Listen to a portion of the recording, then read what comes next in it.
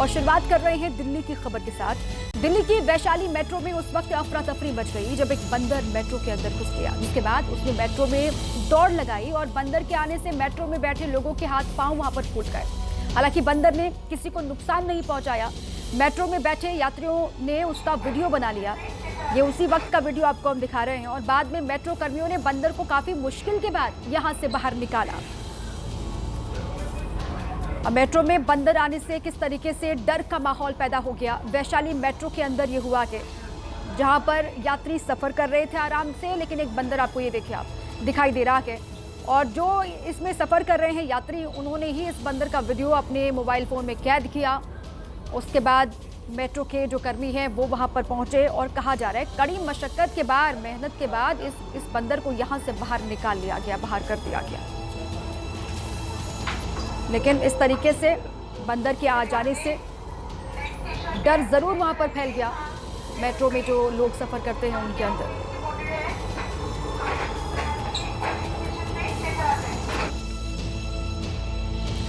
UP के पीलीभीत में बाघ जंगल से निकलकर खेतों में आ गया, जिसके बाद वहां काम कर रहे किसानों में हड़कंप मच गया। बाघ जंगल से बाहर निकलकर फेंसिंग के आसपास घूमता रहा। बाघ की चहलकदमी का ग्रामीणों ने वीडियो बनाकर वायरल कर दिया। ये वही वीडियो आपको हम दिखा रहे हैं। यूपी के पीलीभीत का ये मामला है।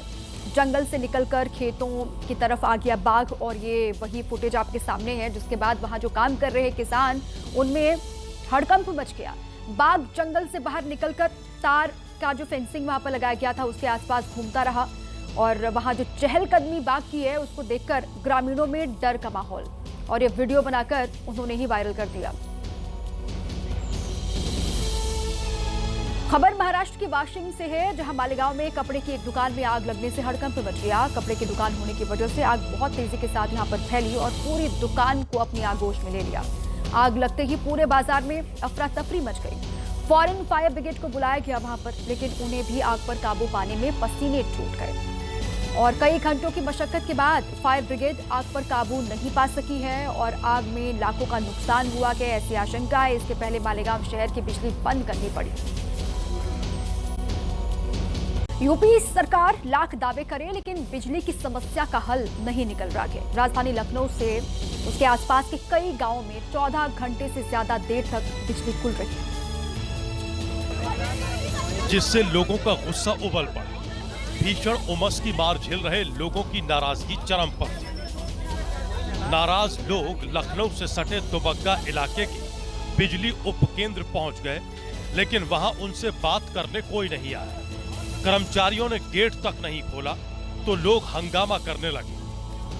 दुबग्गा उपकेंद्र के तहत सप्लाई होने वाली बिजली कल सुबह 9 बजे ही ठप हो गई। बिजली विभाग के अधिकारियों ने मुआयना भी किया, लेकिन समस्या का समाधान नहीं हुआ, जिसके बाद लोगों ने उपकेंद्र पर पहुंचकर हंगामा शुरू कर दिया। जिसके बाद वहां पुलिस बुलाई गई। पुलिस ने लोगों को उपकेंद्र से हटा दिया तो लोग सड़क पर बैठ गए और तुरंत बिजली बहाली की मांग करने लगे। अगली खबर तेलंगाना से है, जो वहां की कानून व्यवस्था पर बड़े सवाल खड़े करती है। डीएम ऑफिस में अपनी समस्या लेकर पहुंचे दिव्यांग के साथ अमानवीय बर्ताव किया गया है। ये तस्वीर है जगित्याल कलेक्ट्रेट की, जहां दिव्यांग राज गंगाराम अपनी गुहार लेकर पहुंचे थे, लेकिन उन्हें दुत्कार के अलावा कुछ नहीं मिला। गंगाराम अपनी शिकायत लेकर पहुंचे थे, जो वहां के कर्मचारियों को नागवारा गुजरा और वो जबरन घसीटकर बाहर निकालने लगे। गंगाराम को जबरन घसीटकर बाहर निकालने वालों में पुलिस कांस्टेबल के साथ साथ ऑफिस के कर्मचारी भी शामिल थे। सरकारी दफ्तर के कर्मचारी कितने अमानवीय हो सकते हैं, इसका अंदाजा इन तस्वीरों को देखकर आसानी से लगा सकते हैं। दिव्यांग गंगाराम को व्हीलचेयर से धक्का देकर नीचे गिरा दिया गया और ये सब हुआ डीएम सत्य प्रसाद के ऑफिस में, और उन्होंने भी इस घटना पर कोई संज्ञान नहीं लिया। राजस्थान के जयपुर में पुलिस ने मर्सिडीज कार से हो रही महंगी शराब की तस्करी का भंडाफोड़ किया। खबर मिलने पर जैसे ही पुलिस की टीम ने उस मर्सिडीज कार को रुकवाने की कोशिश की तो ड्राइवर ने तेज रफ्तार में गाड़ी भगा दी। हालांकि ड्राइवर की किस्मत खराब निकली और भागने के बावजूद कार रामबाग सर्कल पर ट्रैफिक जाम में फंस गई, जहां पुलिस ने ट्रैफिक पुलिस की मदद से ड्राइवर को पकड़ लिया।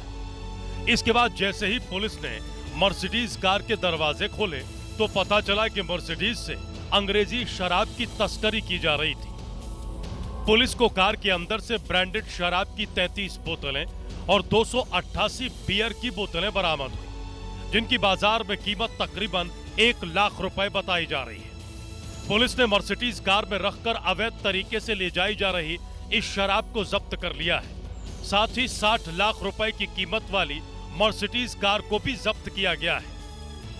इतनी महंगी गाड़ी है, जल्दी से कोई रोक नहीं पाएगा भाई, इसमें शराब जा सकती है या कोई अवैध कार्य हो सकता है, लेकिन वो सूचना हमारे पास थी। इस प्रकार से हमने इसको चेक किया तो इसमें इस प्रकार से शराब मिली इसमें। जानकारी के मुताबिक ये सारा माल एक कैफे संचालक का है, जो अवैध तरीके से शराब पार्टी करने के लिए वाइन लेकर जा रहा था। दूसरी तरफ आरोपी के परिवार का कहना है कि उन लोगों ने शराब खरीदने के लिए परमिशन ली हुई थी, हालांकि कार में परमिशन से ज्यादा शराब थी। ज्योति नगर थाने की पुलिस ने इस कार को जब्त कर लिया है। इसके साथ साथ इसमें जो शराब थी उसे जो है वो बरामद कर लिया है। एक व्यक्ति को गिरफ्तार किया गया है। छत्तीसगढ़ के कांकेर जिले में धर्मांतरण को लेकर मामला शांत होने का नाम नहीं ले रहा है। वहां धर्म परिवर्तन कर चुके लोगों के साथ मारपीट का मामला सामने आया है। जिला पुलिस मुख्यालय में अपनी शिकायत लेकर पहुंचे इन लोगों का आरोप है कि इनके साथ गांव के लोगों ने मारपीट की है और इन्हें दौड़ा दौड़ा कर पीटा गया है। इनका यह भी आरोप है कि महिलाओं और बच्चों के साथ भी मारपीट की गई है। कई महिलाओं का अभी भी इलाज चल रहा है। अंतागढ़ ब्लॉक के हवाचूर गांव के रहने वाले इन लोगों ने धर्म परिवर्तन कर ईसाई धर्म अपना लिया है, जो गांव के दूसरे पक्ष को रास नहीं आ रहा है। और इनके साथ चर्च के बाहर 10 अगस्त को मारपीट की इस घटना को अंजाम दिया गया। लोगों का यह भी कहना है कि मारपीट की शिकायत लेकर वो अपने इलाके के थाने पहुंचे, लेकिन वहां एफआईआर दर्ज करना तो दूर, पुलिस वालों ने उनकी बात तक नहीं सुनी। जिसके बाद ये लोग कांकेर पहुंचे और एसपी से मुलाकात कर शिकायत दर्ज कराई। एसपी ने कहा कि मामले की जांच की जा रही है और आरोपियों के खिलाफ कड़ी कार्रवाई की जाएगी। मध्य प्रदेश के कई जिले इस समय खाद और यूरिया की किल्लत से जूझ रहे हैं। वहीं दूसरी ओर सरकारी लापरवाही ने उनकी मुसीबतों में और इजाफा कर दिया है, क्योंकि खाद वितरण केंद्रों में पहुंचने से पहले ही यूरिया पानी में भीग गया। और ये हुआ मध्य प्रदेश के दमोह रेलवे स्टेशन पर, जहां यूरिया की बड़ी खेप मालगाड़ी के जरिए लाई गई और वो बदइंतजामी का शिकार हो गई। दरअसल मालगाड़ी से लाए जाने के बाद यूरिया के कट्टों को खुले आसमान के नीचे रख दिया गया था, जिसके बाद बारिश ने इन बैग्स को गीला कर दिया। बारिश की इन बूंदों ने केवल यूरिया के इन पैकेट्स को ही नहीं भिगाया, बल्कि उन किसानों के अरमानों पर भी पानी फेर दिया, जो इसके लिए घंटों इंतजार करते हैं ताकि उनकी फसल की गुणवत्ता में सुधार हो सके। खैर, जब हमने दमोह के जिलाधिकारी से रेलवे स्टेशन पर भीगते इन यूरिया के कट्टों के बारे में पूछा, तो उन्हें भी इसकी कोई जानकारी नहीं थी कि आखिर ये यूरिया है किसका। जानकारी मेरे पास आई थी, मैंने तत्काल कृषि विभाग के अधिकारियों को वहाँ भेजा। अभी अधिकारी वहीं गए हुए हैं। जैसे ही वो रिपोर्ट लेकर के आते हैं तो क्लियर हो जाएगी क्या स्थिति है, किनका है और कहाँ जा रहा है। लेकिन इसके ठीक उलट जिन लोगों के ऊपर खाद भंडारण का जिम्मा है, वो यूरिया के भीगने का ठीकरा रेलवे विभाग पर फोड़ रहे हैं। रेलवे की तरफ से सेट होते अगर तो पानी को बचा सकते हैं। खुला प्लेटफॉर्म है, अचानक ऐसी व्यवस्था नहीं कर पाता कोई भी। जैसे कोई माल रखा है, 1 2 3 गाड़ी माल बचाता। वह सहा एक तरफ किसान परेशान है, खाद और यूरिया की कमी की वजह से इसी जिले में इसकी लूट मची है, लेकिन आपको क्या, बस 2-3 मालगाड़ी ही तो खराब हुआ है। यूपी के मुजफ्फरनगर में नाबालिग से दरिंदगी का मामला सामने आया है। पुलिस ने आरोपी को गिरफ्तार कर लिया। लड़की के बयान के आधार पर कार्रवाई का भरोसा दिया है। प्यार, नशा और बलात्कार। मुजफ्फरनगर में मोहब्बत के नाम पर दरिंदगी की घटना सामने आई है। आरोप नाबालिग लड़की के पड़ोसी पर लगा है।